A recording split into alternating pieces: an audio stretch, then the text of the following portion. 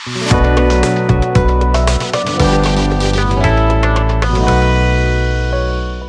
Friends, welcome to Samarth family. और आज हम डिस्कस करेंगे अपने first chapter nature and significance of management के बारे में। ठीक है, तो मैनेजमेंट की जो डेफिनेशन है वो अपन देख लेते हैं। मैनेजमेंट क्या होता है उसके बारे में अपन देखेंगे। और मैनेजमेंट ये है कि ऑल डिपार्टमेंट्स के लिए आता है, वेदर बिग फर्म और लो फर्म, छोटी बड़ी कोई भी कंपनीज हो उसके सब में मैनेजमेंट काम में आता है। इसलिए इसका जो है एरिया बहुत वास्ट होता है ना। तो मैनेजमेंट की अपन डेफिनेशन देख लेते हैं। Management is a process which consist of inter related function that are performed by all managers, जो सारे मैनेजर्स के द्वारा परफॉर्म की जाती है to effectively and efficiently achieve the goal of an organisation. Management जो होता है वो किसी गोल के रिलेटेड होता है। ठीक है, विदाउट गोल अपन किसी चीज़ को मैनेज क्यों करेंगे। ठीक है, तो एक कोई ना कोई अपना एक ऑब्जेक्टिव तो होना जरूरी है। तो ऑर्गेनाइजेशंस के भी बहुत सारे ऑब्जेक्टिव होते हैं जिनको फुलफिल करने के लिए मैनेजमेंट किया जाता है, जो एफिशिएंटली एंड इफेक्टिवली होना जरूरी है। तो this is the definition of management.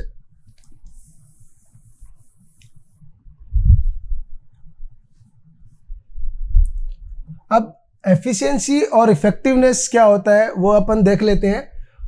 Efficiency means right things,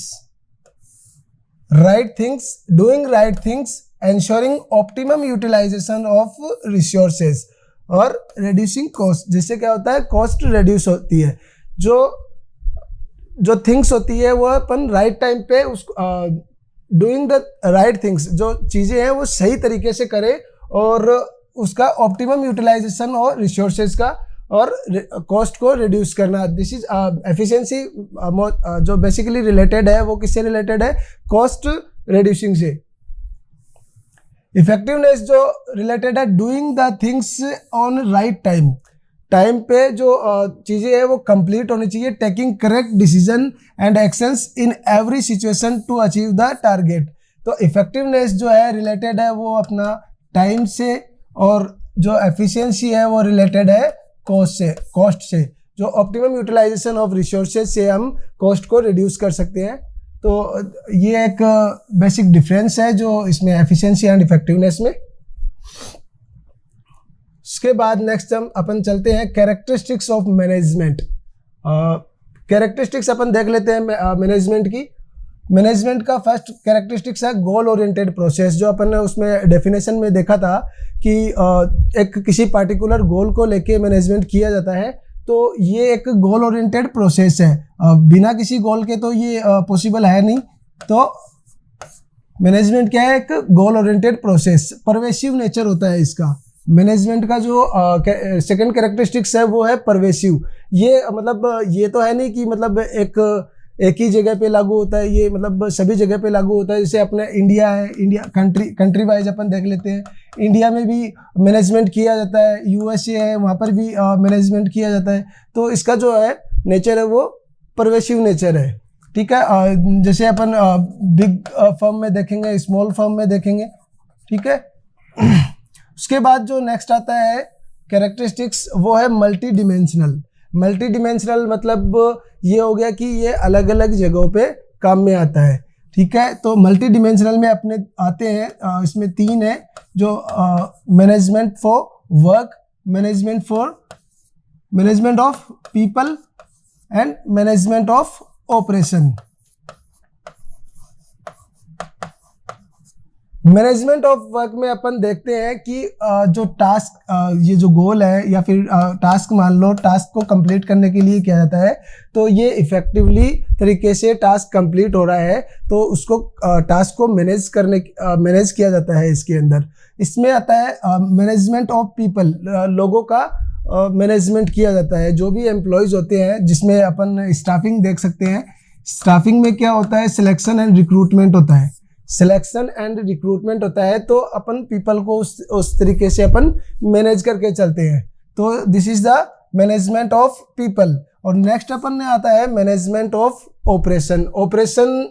means आप मान लो कि एक प्रोसेस होती है, जैसे अपन प्रोडक्शन करते हैं प्रोडक्शन में अपन इनपुट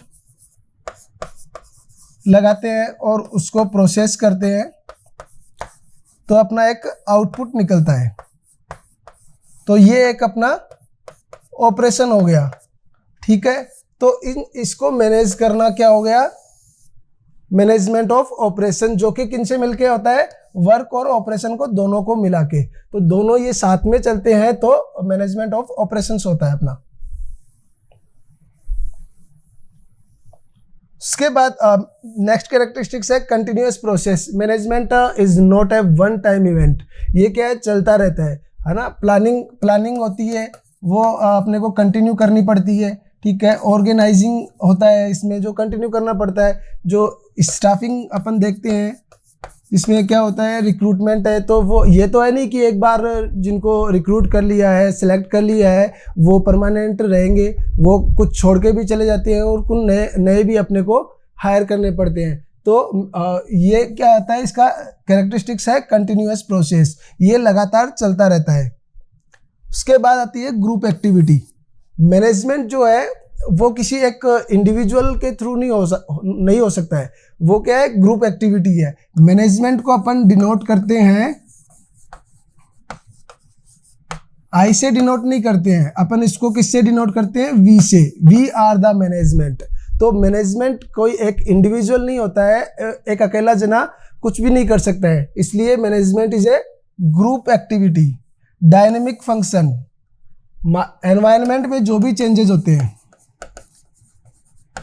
एनवायरनमेंट में जो भी चेंजेस होते हैं उनके अकॉर्डिंग मैनेजर्स को क्या होता है, अपने जो गोल्स है, ऑब्जेक्टिव है, उसको ध्यान में रखते हुए कुछ चीज़ें हैं जो चेंज करनी पड़ती है ना। तो ये क्या है, मैनेजमेंट क्या है, एक डायनेमिक फंक्शन है जो बार बार इसको बदलते रहना पड़ता है, ठीक है। नेक्स्ट जो अपना है इंटेंजिबल। Management is intangible. ये तो है नहीं कि अपन जो मैनेजमेंट है उसको देख सकते हैं, वो तो अपने जो रिजल्ट है उसमें ही पता लगता है ना उसका। जो अपना जो अचीवमेंट गोल है, गोल अपना अचीव हो रहा है ना, तो उससे ही पता लगेगा ना, या हो रहा है या नहीं हो रहा है। तो उसका जो रिजल्ट है तो वो किससे पता लगेगा, है ना।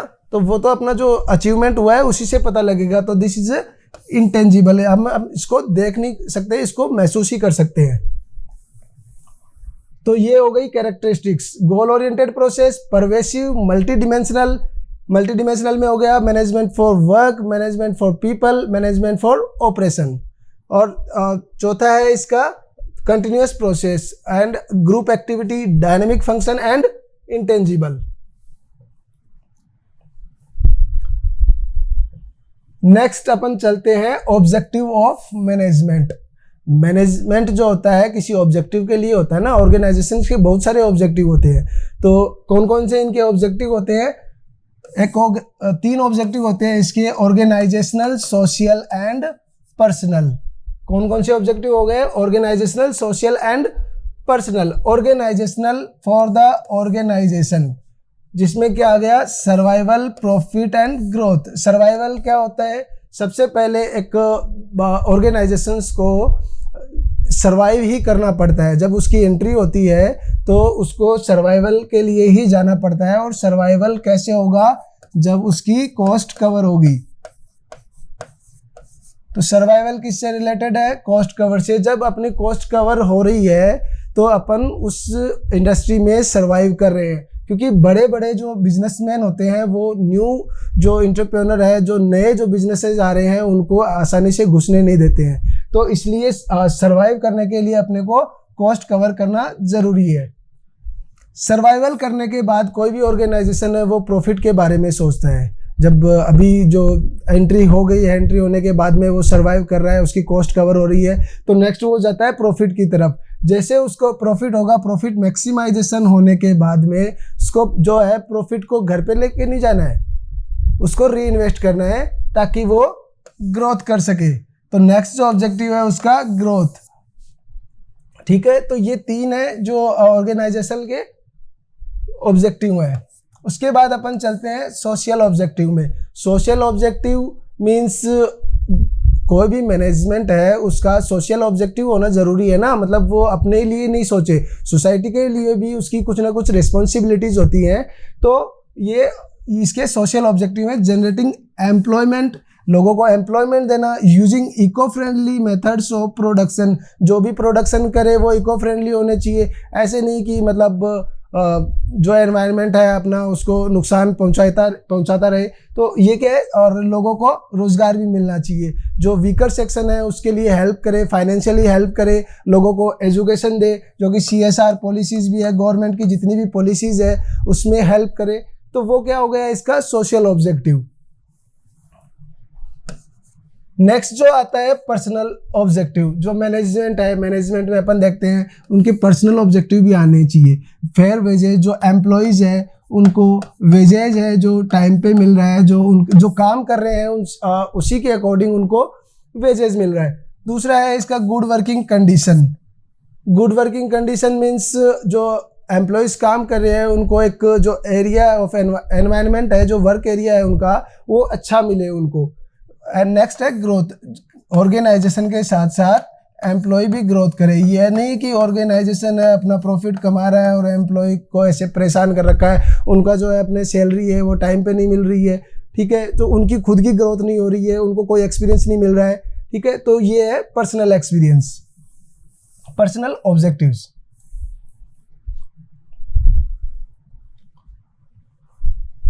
नेक्स्ट अपन चलते हैं इंपॉर्टेंस ऑफ मैनेजमेंट। मैनेजमेंट के क्या क्या इंपॉर्टेंस है। Management helps in achieving group goals. जो भी एक इंडिविजुअल्स होते हैं इन एन ऑर्गेनाइजेशन, इंडिविजुअल्स जो है सबका एक अलग अलग काम होता है, सब अपना अपना वर्क कर रहे होते हैं, अलग अलग डिपार्टमेंट में अपना अपना जो उनको रेस्पॉन्सिबिलिटी दी होती है उसके अकॉर्डिंग वो कार्य कर रहे हैं। लेकिन उनका सबका एक ग्रुप गोल होना चाहिए जो कि ऑर्गेनाइजेशन का गोल है, जो किस पे निर्धारित होता है, एंड रिजल्ट पे।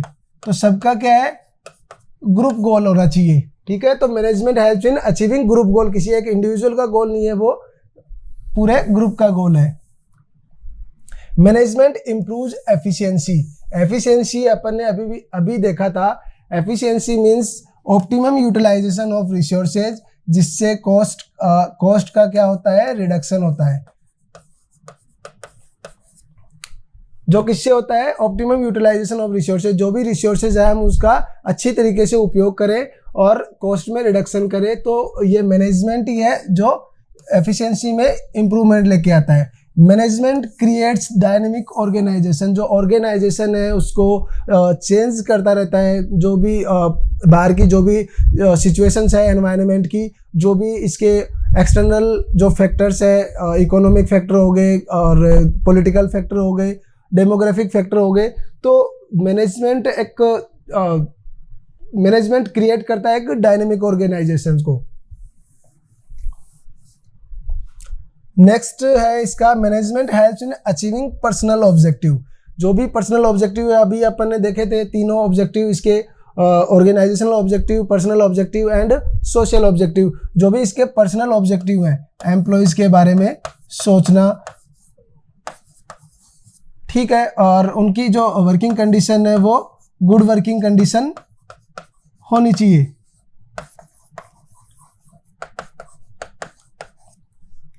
ठीक है, और उनका ग्रोथ होना चाहिए। तो ये क्या हो गया उसका पर्सनल ऑब्जेक्टिव। तो management helps in personal objective.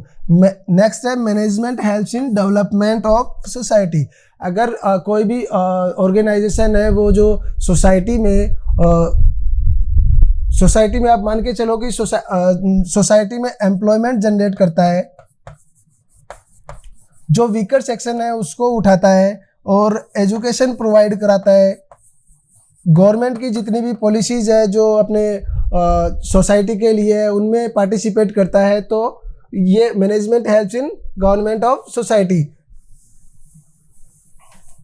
Management helps in development of society. तो मैनेजमेंट क्या हेल्प करता है, सोसाइटी के डेवलपमेंट में भी हेल्प करता है।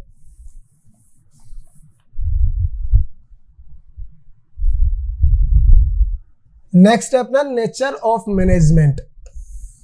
मैनेजमेंट का nature, management as a science, जिस तरीके से साइंस में एक्सपेरिमेंट होते हैं, एक सिस्टमेटिक नॉलेज होता है,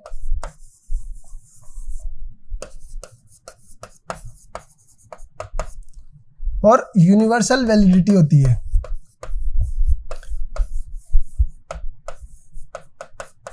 जो कि साइंस में होता है। तो इसी तरीके से अपन मैनेजमेंट को भी लेके चलते हैं एज ए साइंस। तो उसमें भी जो एक्सपेरिमेंट के आधार पे चलता है, जो भी प्रीवियस एक्सपीरियंस जो मिले हैं उसी के अकॉर्डिंग चलता है। दूसरा है सिस्टमेटिक नॉलेज है, जो management as a systematic body of knowledge है। यूनिवर्सल वैलिडिटी, मैनेजमेंट सभी जगह पे काम आता है लेकिन इसको प्योर साइंस नहीं मानते हैं। तो इसके कुछ इसको पार्शली अपन मान सकते हैं कि मैनेजमेंट एज ए साइंस है। मैनेजमेंट एज ए आर्ट, जो भी नॉलेज है, स्पेसिफाइड नॉलेज है, उसको जो भी पर्सनल स्किल होती है पर्सन की, वो अपनी स्किल से उसको यूटिलाइज करना और उसको इम्प्लीमेंट करना, वो as a management as an art समझते हैं इसको। दूसरा management both science and art, इसमें जो इसके जो भी साइंटिफिक व्यू है उसके अकॉर्डिंग जो प्रीवियस नॉलेज है, सिस्टमेटिक बॉडी ऑफ नॉलेज, और इसकी जो क्रिएटिविटी है एंड स्किल्स है, उन दोनों को साथ में लेके चलते हैं। तो management as both science and art. Management as a profession, आजकल जो भी प्रोफेशनल जो होते हैं, जिन्होंने प्रोफेशनल एसोसिएशन से जिन्होंने डिग्री ली है, प्रोफेशनल अपन मान सकते हैं कि मैनेजमेंट के अगर रूप में माने तो जो भी एमबीए हैं वो मैनेजमेंट का हिस्सा होते हैं। बाकी मोस्ट ऑफ द ऑर्गेनाइजेशन में, सभी में नहीं। तो इसको एज ए प्रोफेशन मानते हैं। जिनके पास भी प्रोफेशनल क्वालिफिकेशन है वो ही मैनेजमेंट में जाते हैं। ठीक है, तो इसको मैनेजमेंट को एज ए प्रोफेशन भी अपन लेते हैं।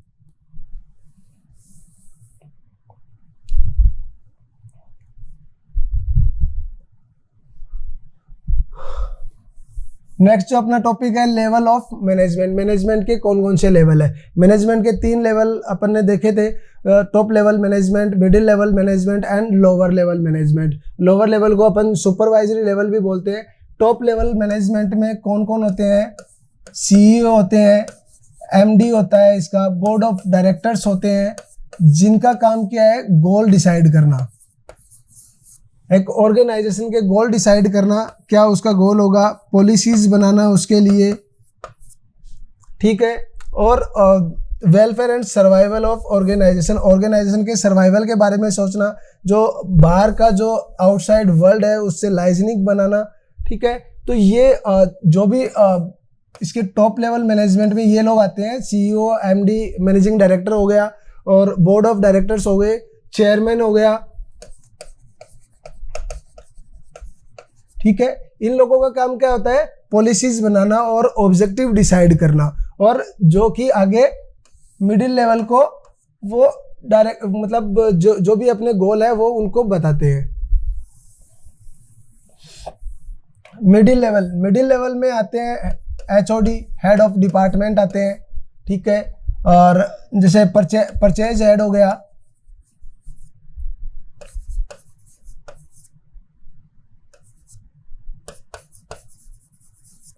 ठीक है, मिडिल लेवल मैनेजमेंट जो क्या करते हैं? इम्प्लीमेंट करते हैं। जो भी प्लान बनाया गया है उसको इम्प्लीमेंट करना किसका काम होता है? मिडिल लेवल मैनेजमेंट का होता है। तो interpretation of policies to lower level, जो भी पॉलिसीज टॉप लेवल ने बनाई है उसको किसको बताना? लोअर लेवल मैनेजमेंट को बताना। ये क्या होता है? इन दोनों के बीच की कड़ी होता है। इन दोनों के बीच की कड़ी क्या है? Middle level management. Organising activities of department, जो भी डिपार्टमेंट्स है उनकी एक्टिविटीज को ऑर्गेनाइज करना। Recruitment and selection of employees, जो मिडिल लेवल का काम क्या होता है? स्टाफिंग का, जिसमें जो भी एम्प्लॉयज है उसको रिक्रूट किया जाता है और उनका सिलेक्शन किया जाता है, ट्रेनिंग दिया जाता है उनको। ठीक है, और मोटिवेशन। ठीक है, तो ये क्या हो गया? मिडिल लेवल मैनेजमेंट हो गया। जो टॉप लेवल और लोअर लेवल के बीच की कड़ी है, ठीक है। Controlling and instructing employees, directing हो गया ना। Implementing the plans framed bye top level, जो इन्होंने प्लान बनाए हैं उसको इम्प्लीमेंट करना। लोअर लेवल मैनेजमेंट,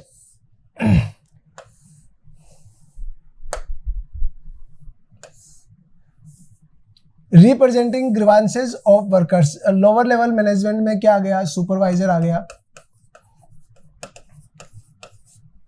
ठीक है। और इसमें अपन उसको क्या बोलते हैं, फोरमैन आ गया, ठीक है। तो इनका काम क्या होता है, रिप्रेजेंटिंग ग्रीवेंसेस ऑफ वर्कर्स, जो भी वर्कर होते हैं उनके ग्रीवेंसेस को सॉल्व करना, गुड वर्किंग कंडीशन प्रोवाइड कराना उनको, सेफ्टी ऑफ वर्कर्स की जो सेफ्टी है उनका ध्यान रखना, helping middle level in recruitment and selection. जो लोअर लेवल के मैनेजमेंट होते हैं उनको पता होता है कि किस चीज़ की क्या रिक्वायरमेंट है, तो ये इनको हेल्प करते हैं। मिडिल लेवल जो है उसको हेल्प करते हैं, जब भी ये रिक्रूटमेंट और सिलेक्शन करते हैं तो उसमें इनको हेल्प करते हैं। वेलकमिंग सजेशन ऑफ वर्कर्स, जो भी वर्कर्स काम कर रहे हैं एक ऑर्गेनाइजेशन में, तो उनकी जो भी सजेशन है तो उनको लेते हैं काम में। मेंटेनिंग क्वालिटी स्टैंडर्ड्स, जो भी क्वालिटी स्टैंडर्ड है उसको मेंटेन करके रखते हैं। Boosting the moral of workers, क्योंकि ये लोअर लेवल मैनेजमेंट है, इनका डायरेक्ट कनेक्शन होता है वर्कर्स से, तो इनका जो है मोरल है वो डाउन नहीं होना चाहिए, तो उसके लिए ये लगातार कार्य करते रहते हैं। Minimising the wastage of material, ठीक है। जो भी अपने रिसोर्सेज है, मटेरियल है, उसको वेस्टेज को रोकने का कार्य करते हैं कि किस तरीके से जो वेस्टेज है वो रोका जा सकता है। तो ये लेवल्स ऑफ मैनेजमेंट है जो अलग अलग जगह पे ऑर्गेनाइजेशन के लिए काम करते हैं।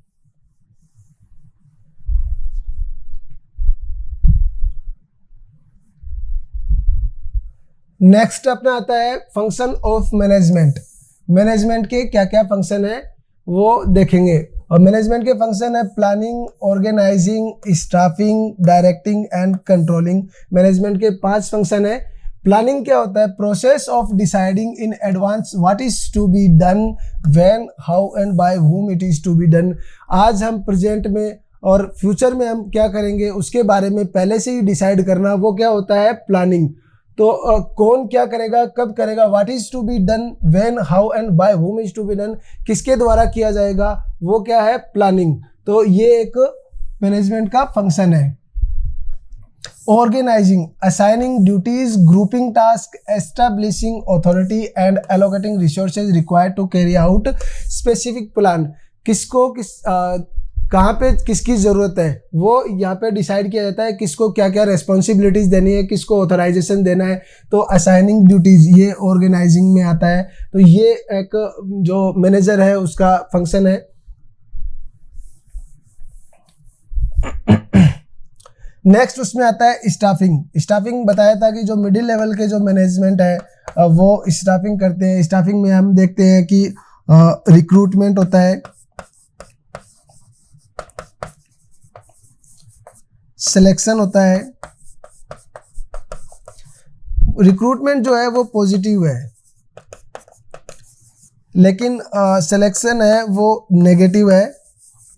नेगेटिव इसलिए क्योंकि जिनको रिक्रूट किया जाता है अब उनमें से कुछ लोगों को वापस हटा दिया जाता है, तो selection is a negative point, ठीक है। तो वो इसमें स्टाफिंग में देखते हैं। जो मिडिल लेवल मैनेजमेंट है जो अपने लोअर लेवल मैनेजमेंट से भी कई बार डिस्कस करते हैं कि किसको रिक्रूट किया जाए किसको नहीं। तो is a process of filling all position in an organisation with educate and qualified person. जो क्वालिफाइड पर्सन है उसी को हम ऑर्गेनाइजेशन में लेवे, जिससे कि है कि ऑर्गेनाइजेशन के जो ऑब्जेक्टिव है वो अपने फुलफिल हो सके। नेक्स्ट है डायरेक्टिंग।